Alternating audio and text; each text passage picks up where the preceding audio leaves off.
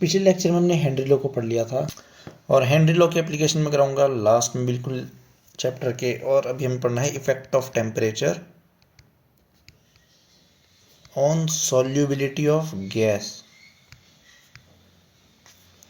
अगर किसी कंटेनर में गैस हमारी सॉल्युबल है और हमने उसको टेम्परेचर बढ़ाना स्टार्ट किया, हीट करना स्टार्ट किया, तो ये गैस है सॉल्यूशन से बाहर आना स्टार्ट कर जाएगी और हम बोलेंगे जो सॉल्युबिलिटी है गैस की, solubility of gas decreases with increase in temperature। इसलिए जब हम गैस को सॉल्यूबल कराते हैं तो हाई प्रेशर और लो टेम्परेचर हमको रखना पड़ता है, तब जाके हमारी गैस जो है सॉल्यूबल होती है। टेम्परेचर इंक्रीज करते ही इक्विलिब्रियम रिवर्स हो जाता है, गैस जो है यहाँ से बाहर जाना स्टार्ट कर देगी सॉल्यूशन के अंदर से। अगला टॉपिक है हमारे पास vapour pressure of liquid solution.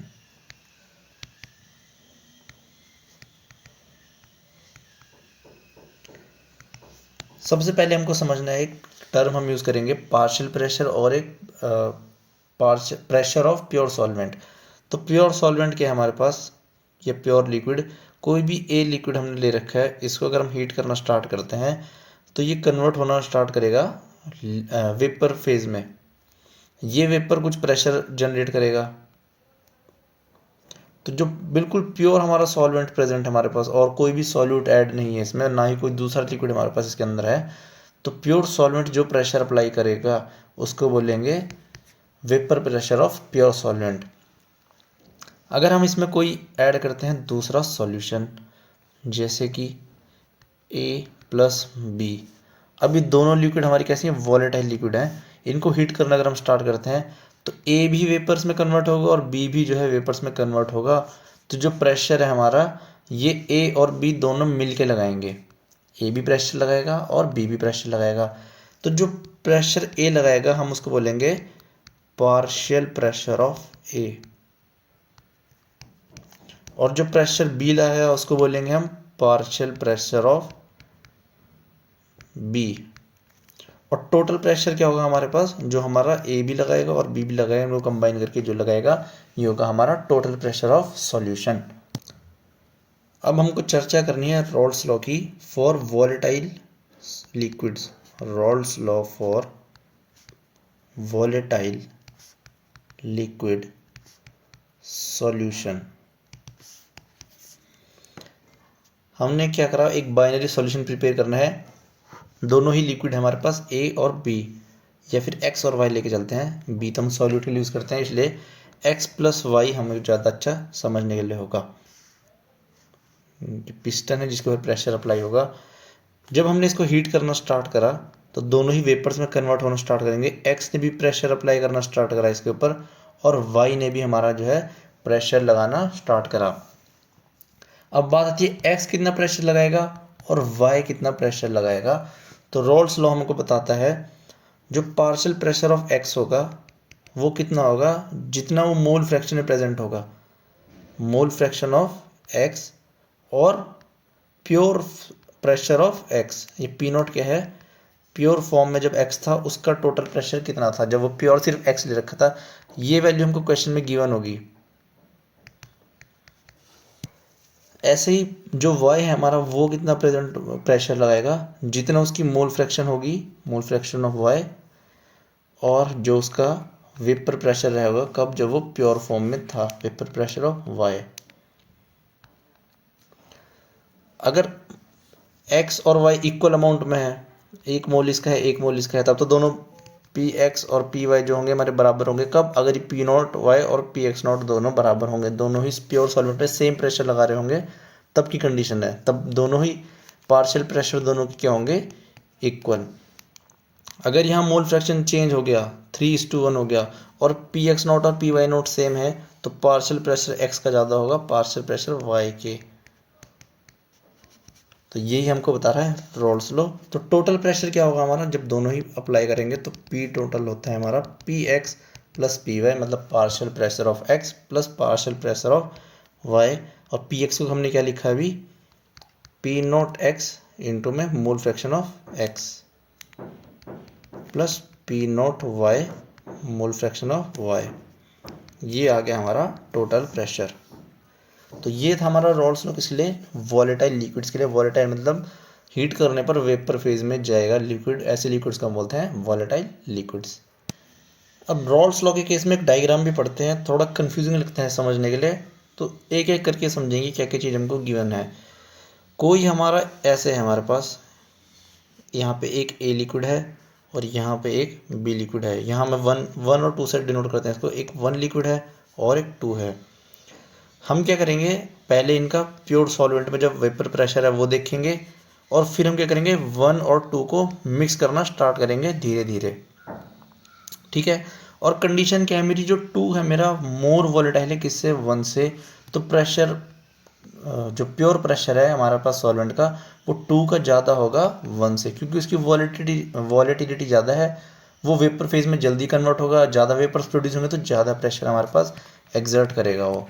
तो यहाँ पर P2 नॉट हमारा, ये हमने अज्यूम करा है, ऐसे जरूरी नहीं है, अगर P1 वॉलेटाइल होगा तो P1 ग्रेटर देन P2 लिख सकते हैं। तो यहाँ पे हमने एज्यूम क्या करा है, P2 जो हमारा ज़्यादा वॉलेटाइल है, इसलिए उसका प्योर सॉल्वेंट प्रेशर जो होगा ज़्यादा होगा P1 से। तो यहाँ पे हमने लिया, लेफ्ट साइड हमको दिखा रहा है वेपर प्रेशर, यहाँ हमने लिया है मोल फ्रैक्शन। तो जब प्योर लिक्विड है हमारे पास वन वाला, इसकी मोल फ्रैक्शन वन है और दूसरे लिक्विड की जीरो है, मतलब सिर्फ लिक्विड वन प्रेजेंट है तभी तो उसकी मोल फ्रैक्शन वन है। जैसे ही दूसरा ऐड करना स्टार्ट करेंगे, वन वाले की मोल फ्रैक्शन डिक्रीज करना स्टार्ट करेगी, टू वाले की मोल फ्रैक्शन इंक्रीज करना स्टार्ट करेगी। तो यहाँ पे वन की मोल फ्रैक्शन वन है, वन लिक्विड की, और x2 जो लिक्विड हमारा उसकी मोल फ्रैक्शन क्या है, जीरो। तो जब मैं यहाँ से यहाँ जाऊँगा तो क्या होगा, ये 1 से 0.9 होगा, फिर 0.8 होगा, 0.7 होगा, ये 0.1 होगा, 0.2, 0.3, ये बढ़ना स्टार्ट करेगा, और मेरा वन जो है डिक्रीज करना स्टार्ट करेगा जब मैं लेफ्ट से राइट की तरफ मूव करना स्टार्ट करूँगा। तो मूव करते गए करते गए करते गए करते गए, और x1 हो गया हमारा ज़ीरो, और x2 हो गया हमारा, मतलब मोल फ्रैक्शन ऑफ सेकंड हो गया हमारा वन। मतलब ये जो प्रेशर है यहाँ पे, ये हमारा किसका है, प्योर सॉल्वेंट P2 का गिवन है, और यहाँ हमारा प्योर सॉल्वेंट P1 का गिवन है। मैंने स्टार्टिंग में ही बताया था P2 जो है हमारा P1 से ग्रेटर है, तो हमको देखने के लिए भी मिल रहा है P2 हमारा यहाँ है, P1 हमारा यहाँ है, तो P2 हमको ग्राफ से भी समझ आ रहा है P1 से ज़्यादा है। अब इस ग्राफ को रिवर्स पढ़ते हैं, जैसे यहाँ पे क्या है, इनिशियल प्रेशर P1 का है, जैसे ही इसमें हम P2 ऐड करना स्टार्ट, मतलब सेकेंड लिक्विड को ऐड करना स्टार्ट किया, तो मेरा प्रेशर जो है वन का डिक्रीज होना स्टार्ट किया, और जब वन का डिक्रीज होना स्टार्ट करेगा तो सेकंड वाला इंक्रीज करेगा, क्योंकि उसकी मोल फ्रैक्शन बढ़ती जा रही है। तो ये वाला प्रेशर P1 का डिक्रीज करना स्टार्ट कर गया और P2 का इंक्रीज करना स्टार्ट कर गया। तो जब मैक्सिमम कंसंट्रेशन पाए हम, जब मोल फ्रैक्शन वन की जीरो होगी तो प्रेशर भी उसका जीरो हो गया, मतलब वो लिक्विड में प्रेजेंट ही नहीं है। x2 हमारा वन हो गया, तो मतलब लिक्विड में सिर्फ x2 प्रेजेंट है, तो प्रेशर सिर्फ उसी का आ गया। दोबारा देखना है यहाँ से, P1 हमारा इनिशियल प्रेशर था, हमने इसमें P2 ऐड करना स्टार्ट किया, तो P1 की कंसंट्रेशन मोल फ्रैक्शन कम होना स्टार्ट हो गई, जैसे यहाँ से बताया था ना कम हो रही है, तो कम होना स्टार्ट हुई तो प्रेशर कम होना स्टार्ट हो गया, एक टाइम पे बी हो गया बिल्कुल ज़ीरो, और ये वाला प्रेशर हमारा P2 का प्रेशर बढ़ना स्टार्ट हो गया, ये पहुँच गया P2 पे। तो ये जो लाइन है ये है पार्शियल प्रेशर ऑफ P2, ये वाली है पार्शियल प्रेशर ऑफ P1। अब जो दोनों प्रेशर को जोड़ के लाइन बन रही है हमारी, ये है हमारी P total P1 plus P2। तो अगर इस मोल फ्रैक्शन पे मैं प्रेशर चेक करूँगा तो ये मेरा होगा प्रेशर यहाँ पे, इस कॉम्पोजिशन पे हमको जो प्रेशर मिलेगा वो ये है, वही ये लाइन हमको बता रही है। ऐसे इस ग्राफ को रीड करते हैं रॉल्स लॉ के वॉलेटाइल लिक्विड सॉल्यूशन के लिए। अगला टॉपिक है हमारा वेपर प्रेशर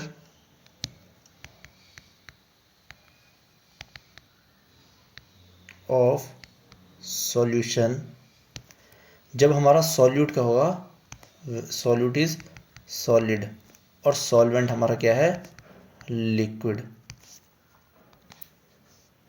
जब हमारा एक सॉल्वेंट लेते हैं हम, ए सॉल्वेंट ले लिया हमने, इसमें कोई सॉल्यूट ऐड किया हमने, सॉलिड सॉल्यूट है हमारे पास। पहले इसका प्रेशर क्या था, बिफोर एडिंग सॉल्यूट, ये जो प्रेशर अप्लाई कर रहा था जब हम इसको हीट कर रहे थे, तो ये था P0A। फॉर एग्जांपल इसको मान लेते हैं हम 100 इसलिए मारते क्योंकि कैलकुलेशन समझाना आसान नहीं लगता, इसलिए 100 मान लिया हमने। जैसे हमने इसमें सॉल्यूट ऐड करना स्टार्ट किया, और एक सॉल्यूशन जो प्रिपेयर हुआ हमारा, A solvent plus B solute, तो ये वेपर प्रेशर जो है हमारा ये डिक्रीज करना स्टार्ट कर जाता है, डिक्रीज इन वेपर प्रेशर। और एक ज़रूरी बात ये होती है हमारे पास कॉलिगेटिव प्रॉपर्टी, मतलब कि सॉल्यूट का नेचर इसके लिए रिस्पॉन्सिबल नहीं होता कि वेपर प्रेशर डिक्रीज करने के लिए। अगर 1 मोल ऑफ सॉल्ट लेते हैं हम और 1 मोल ऑफ सुक्रोज लेते हैं तो दोनों ही बराबर करेंगे वेपर प्रेशर को डाउन, मतलब lowering of vapour pressure will be equal. Colligative property मतलब क्या होता है हमारे पास, does not depend on nature of solute, depends only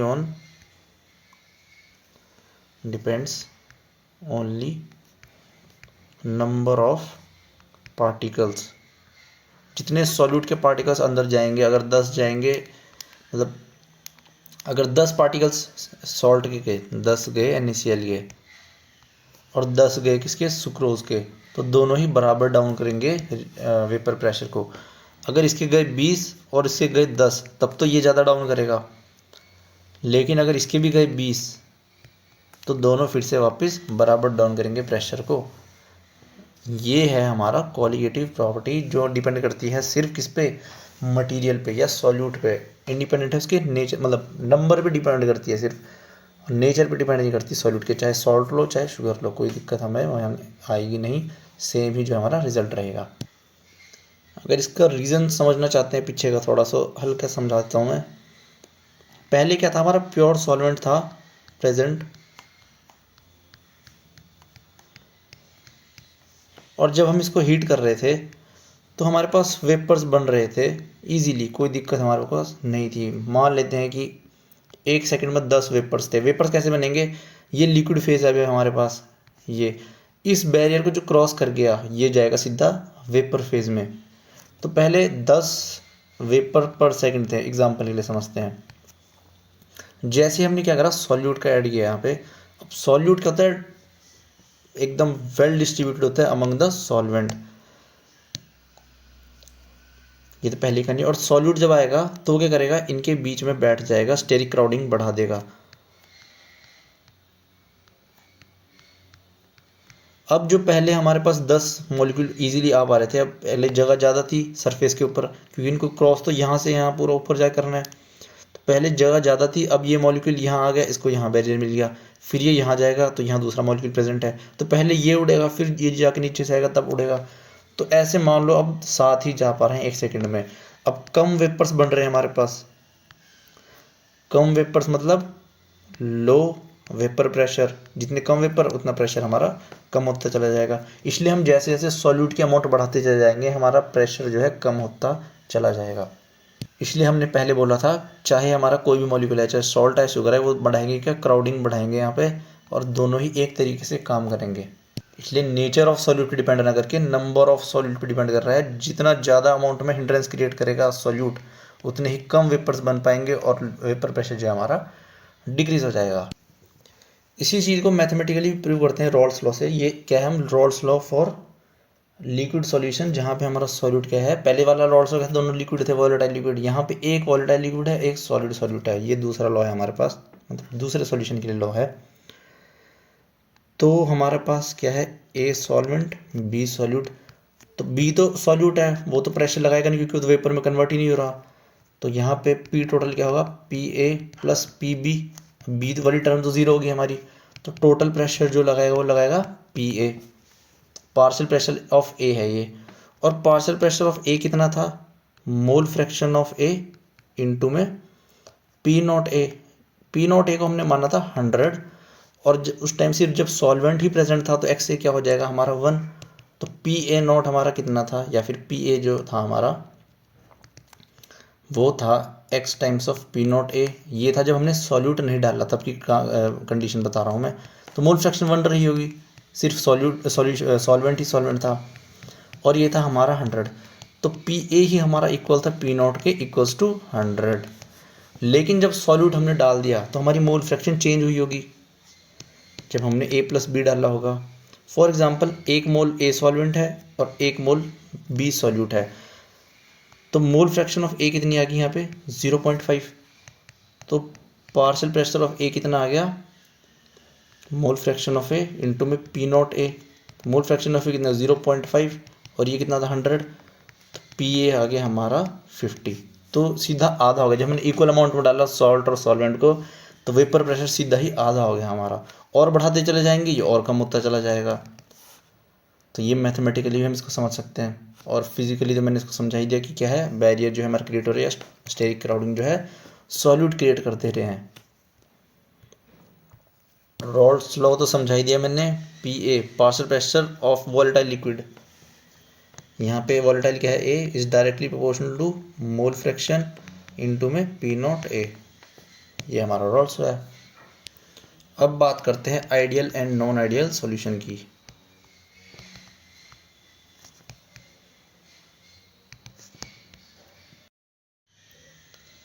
तो पहले पढ़ते हैं आइडियल सॉल्यूशन के बारे में, फिर उसके बस उल्टा कर देंगे उसको, तो नॉन आइडियल बन जाएगा हमारे पास।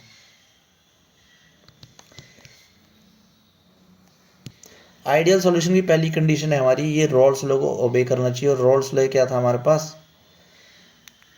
कि P होगा हमारा, ये होगा P नॉट ए इंटू में एक्स ए। ऐसे ही पी बी होगा हमारा P not B X B. और जो टोटल प्रेशर है ना हमारा, मान लो पी ए और पी बी का टोटल होना चाहिए। फॉर एग्जांपल हमने क्या करा है, अभी एक लिक्विड लिया है ए और दूसरा लिया है एक्स। तो ए का पहले प्रेशर क्या था, इनिशियल प्रेशर 50 था, और एक्स का भी कितना था 50 था। तो जब मैं इनको मिक्स करूँगा ना, ए को एक्स में डालूंगा पूरा कंप्लीटली, और जब हमारा सॉल्यूशन प्रिपेयर होगा, तो टोटल प्रेशर मेरा क्या था, P A plus P B. तो पी टोटल होना चाहिए मेरा 50 + 50 इक्वल्स टू 100। ऐसे होना चाहिए। ये नहीं होना चाहिए कि प्रेशर जैसे ही मैंने ऐड किया तो पहले 50-50 थे, और जब ऐड करने के बाद इनका प्रेशर हो गया 110, या फिर 90 हो गया, या फिर 95 हो गया। जितना है उतना ही रहना चाहिए। 50 + 50 मतलब 100 ही होना चाहिए।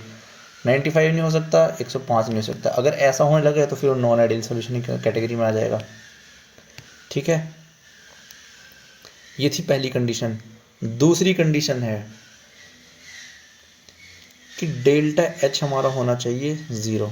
डेल्टा एच ऑफ मिक्सिंग मतलब जब मैं ए को और एक्स को मिक्स करूँगा, वॉल्यूम टेम्परेचर मान लेते हैं, इसका था 298 केल्विन और इसका भी था 298 केल्विन।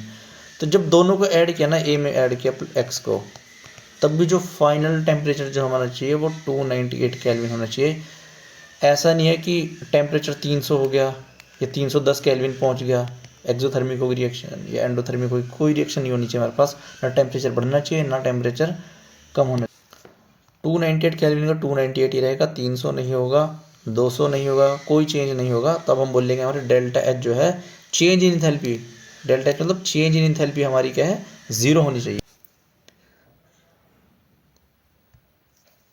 थर्ड कंडीशन है हमारी delta V mix equals to 0। फिर से ए सॉल्यूशन है और एक्स सॉल्यूशन है।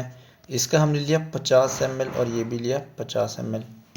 जब इन दोनों को मिक्स करेंगे तो सॉल्यूशन कैसा बनना चाहिए हमारा, 50 + 50 100 ml का सॉल्यूशन हमारा बनना चाहिए।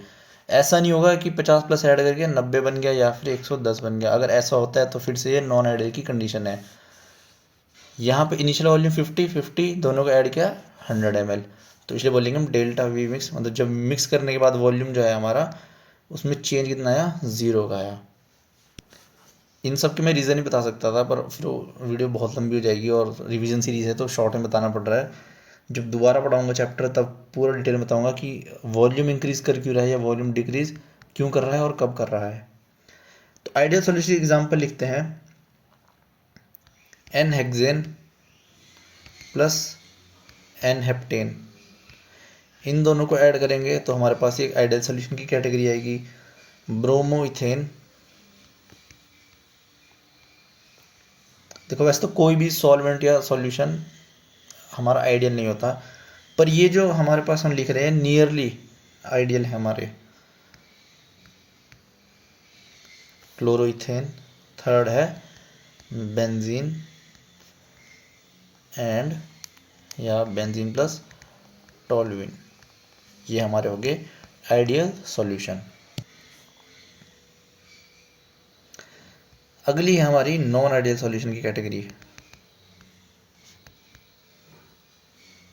नॉन आइडियल सॉल्यूशन, सबसे पहले रॉल्स लॉ को ओबे नहीं करेंगे। रॉल्स लॉ क्या था हमारा, P total P A plus P x. एक ए सॉल्वेंट है, एक एक्स सॉल्वेंट है, इसका वेपर प्रेशर 10 है, इसका भी 10 है। तो जब ऐड करा हमने तो होना क्या चाहिए था, 20 का होना चाहिए था। लेकिन कई बार होता है ये 20 से ज़्यादा दे देगा। एग्जाम्पल के लिए अगर ये देता है ऐड होके 25 का, देना चाहिए था 20 का, इसने दिया 25 का, तो ऐसे हम बोलेंगे कि ये वाला लिक्विड जो हमारा शो कर रहा है positive deviation from Rawls law. और अगर इसको शो करना चाहिए था 20 का और ये शो कर देता है अगर 15 का, मतलब 20 से कम कर देता है, कितना भी कम कर सकता है, अगर 20 से थोड़ा भी कम करा या ज़्यादा कम करा, हम इसको बोलेंगे ये वाला सॉल्यूशन शो कर रहा है हमको क्या, negative deviation from Rawls law. ये है हमारी कहानी। तो हमें ध्यान रखना है कि पॉजिटिव डेविएशन कब आएगा और नेगेटिव डेविएशन कब आएगा। सेकंड कंडीशन सेम है हमारी, delta H not equal to 0। जब हम टेम्परेचर क्या लिया था हमने, पहले दोनों लिक्विड का 298 लिया था, लेकिन जब हम ऐड करेंगे तो या तो सॉल्यूशन गर्म हो जाएगा या सॉल्यूशन ठंडा हो जाएगा, टेम्परेचर में चेंज हमको देखने को मिल जाएगा। तो हम बोलेंगे डेल्टा एच हमारा नॉट इक्वल टू 0 है, डेल्टा एच में कुछ चेंज हमको मिलेगा। थर्ड कैटेगरी क्या थी हमारी, डेल्टा वी मिक्स 0 थी आइडियल में, यहाँ पे क्या हो जाएगी, नॉन ज़ीरो। अगर ए और एक्स को ऐड करते हैं हम, यहाँ भी 50 यहाँ भी 50, ऐड करने के बाद होना क्या चाहिए 100 ml का सॉल्यूशन। लेकिन अगर हो जाता है 110 ml या हो जाता है 90 ml, तो हम बोलेंगे हमारा डेल्टा मिक्स में चेंज हमको शो हो रहा है, तो ये हमारा क्या हो जाएगा, नॉन आइडियल सॉल्यूशन। इसका भी रीज़न था वैसे कि पॉजिटिव डेविएशन क्यों शो करता है, नेगेटिव भी, पर वही अब रिवीजन सीरीज में शॉर्ट में पढ़ाना पड़ रहा है। इनके एग्जाम्पल अगर हम लिखें तो एसीटोन प्लस इथेनॉल, सेकेंड है एसीटोन प्लस क्लोरोफॉर्म, ये हमारा किस कैटेगरी में आता है, नॉन आइडियल सॉल्यूशन की कैटेगरी में। अब नॉन आइडियल सॉल्यूशन जो हमको पॉजिटिव और नेगेटिव डेविएशन शो कर रहे हैं रॉल्स लॉ के लिए, इनका एक ग्राफ भी हम देखते हैं, बुक्स में लिखा होता है graph showing positive and negative deviation from Rawls law. तो ये तो हमने रॉल्स लॉ के लिए पहले जो ऊपर ग्राफ बनाया था, सिंपल मोल फ्रैक्शन जब 1 की कम हो रही थी 2 की बढ़ रही थी, तो जो डॉट लाइन है ये आइडियल केस का ग्राफ है बिल्कुल। जो ये कर्व हम देखने को मिल रहा है हमको, ये हमारा क्या है, जब हमारा सॉल्यूशन कैसे शो करेगा, पॉजिटिव डेविएशन। रॉल्स लॉ के हिसाब से टोटल प्रेशर इतना होना चाहिए था जितना इस लाइन पे है, लेकिन ये ग्राफ क्या कर रहा है, इस लाइन से ज़्यादा प्रेशर हमको शो कर रहा है। पार्शियल प्रेशर भी इसका यहाँ पे होना चाहिए था आइडियल केस में, नॉन आइडियल में पॉजिटिव में कर रहा है ज़्यादा हमको शो कर रहा है, तो हम इसको बोलेंगे लास्ट डेविएशन शो कर रहा है या फिर पॉजिटिव डेविएशन शो कर रहा है रॉल्स लॉ से। नेगेटिव केस में क्या होगा, टोटल प्रेशर जो हमारा था ये वाली लाइन थी आइडियल केस में, इससे कम हमारा टोटल प्रेशर होगा, और पार्शियल प्रेशर भी ये होना चाहिए था आइडियल केस में, लेकिन नॉन आइडियल में क्या हो जाएगा, ये भी डाउन हो जाएगा, और हम बोलेंगे ये हमको शो कर रहा है नेगेटिव डेविएशन। ये कि हमारे पास vapour pressure of pure solvent जो ये ऊपर वाले हैं, आइडियल केस में ये होता था प्योर सॉल्वेंट का वेपर प्रेशर, प्योर सॉल्यूशन का, सॉल्यूशन का, और ये वेपर प्रेशर सॉल्यूशन का नॉन आइडियल केस में। अगला टॉपिक है हमारा relative lowering of vapour pressure.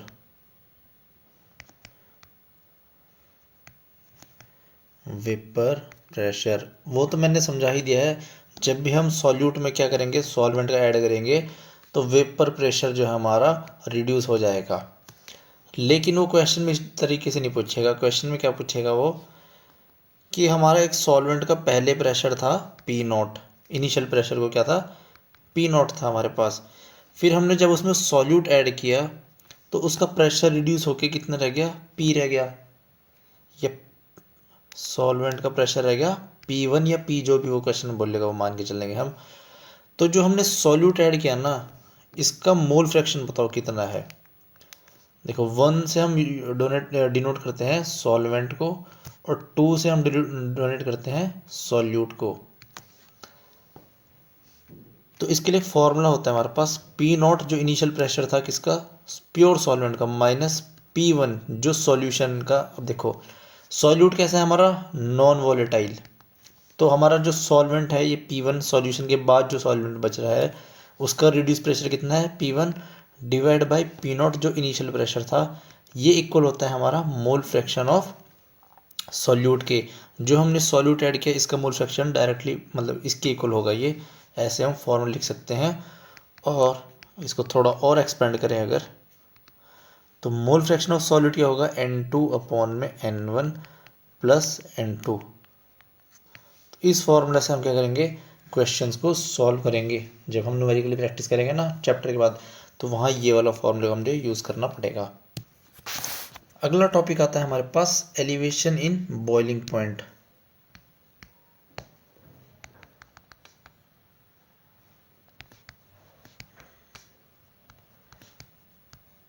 जब हम क्या करते हैं सॉल्वेंट के अंदर हमारा ऐड होता है, पहले तो सबसे पहले समझते हैं कि बॉइलिंग पॉइंट हमारा क्या होता है।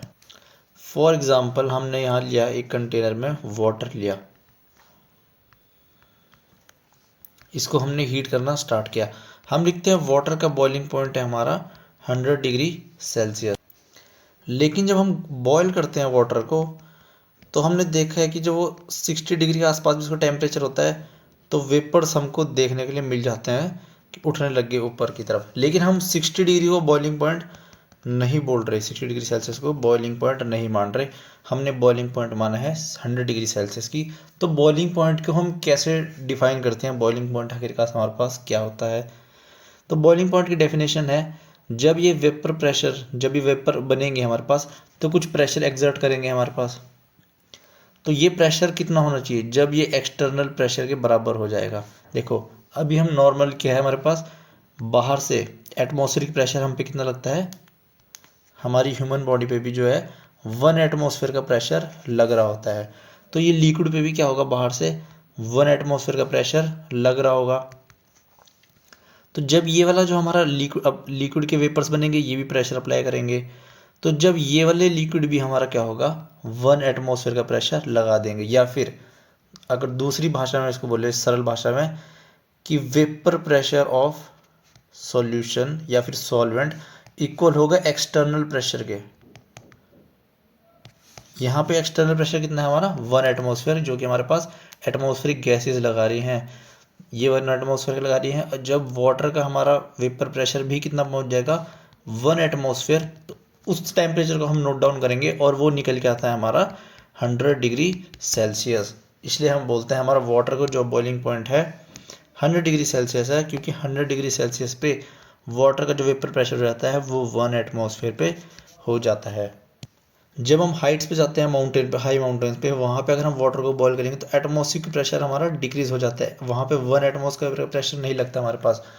तो एक्सटर्नल प्रेशर भी वाटर को कम लगाना पड़ेगा वहाँ पे, इसलिए हम बोलते हैं हाइट पे जो है वाटर का बॉइलिंग पॉइंट डिक्रीज करना स्टार्ट कर जाता है। ये तो कहानी थी नॉर्मल। लेकिन जब हम इसमें ऐड करते हैं सॉल्यूट को, वाटर में जब ऐड किया हमने सॉल्यूट को, तो अब हमको पता है कि वेपर प्रेशर हमारा डिक्रीज होगा, वेपर प्रेशर डिक्रीज होगा। पहले ये 100 डिग्री सेल्सियस पे 1 एटमॉस्फेयर का प्रेशर लगा दे रहा था, लेकिन सॉल्यूट ऐड होने पर वेपर प्रेशर डिक्रीज होता है और 100 डिग्री सेल्सियस पे भी 1 एटमॉस्फेयर का प्रेशर ये नहीं गेन कर पाता। फिर उसको 1 एटमॉस्फेयर का गेन कराने के लिए हमको और टेम्परेचर बढ़ाना होता है सॉल्यूशन का, तब जाके ये 100, 105, 110 ऐसे के आसपास ये जो है 1 एटमॉस्फेयर का प्रेशर, एग्जाम्पल के लिए परफेक्ट टेम्परेचर तो नहीं बता रहा हूँ मैं, पर मान के चलो रेंज में जो है 1 एटमॉस्फेयर का वेपर प्रेशर वाटर एक्सर्ट करने लग जाता है। इससे हमको क्या समझ आया कि addition of solvent, adding solute to solvent decrease करता है वेपर प्रेशर को, डिक्रीज वेपर प्रेशर। और एज अ रिजल्ट हमको क्या देखने को मिलता है कि हमारा बॉइलिंग पॉइंट जो है, बॉइलिंग पॉइंट इंक्रीज हो चुका है। तो एडिशन ऑफ सॉल्यूट जो है हमको क्या करता है, बॉइलिंग पॉइंट को इंक्रीज कर देता है। अब कितना इंक्रीज करता है वो हमको कैलकुलेट करना होगा फॉर्मूले से। फॉर्मूला है हमारे पास डेल्टा टी बी, ये है change in temperature equals to K B M. M है यहाँ पर मोलैलिटी, के है हमारा यहाँ पे मोलल एलिवेशन कांस्टेंट या फिर बॉइलिंग पॉइंट एलिवेशन कांस्टेंट। ये जो क्वेश्चन जो सॉल्व करेंगे हमें क्वेश्चन गिवन होगा। तो हमारा फॉर्मूला क्या है, delta T B equals to, T B मतलब क्या है, T initial minus T final का magnitude, K B constant into molality. तो हम लिखेंगे इसको delta T B equals to K B into W B upon में एम बी इंटू 1000 अपॉन में weight of solvent in millilitres, in sorry grams. ये आ गया हमारा डेल्टा टी बी या फिर एलिवेशन इन बॉइलिंग पॉइंट का जो फॉर्मूला है क्वेश्चन में यहाँ यूज़ करेंगे। इसी फॉर्मूले से हम आंसर निकालेंगे। इस लेक्चर में इतना ही पढ़ेंगे, अगले लेक्चर में पढ़ेंगे हम डिप्रेशन इन फ्रीजिंग पॉइंट। तब तक पढ़ते रहिए, कोई डाउट होगा तो कमेंट सेक्शन में पूछ लेना। मिलते हैं अगले लेक्चर में।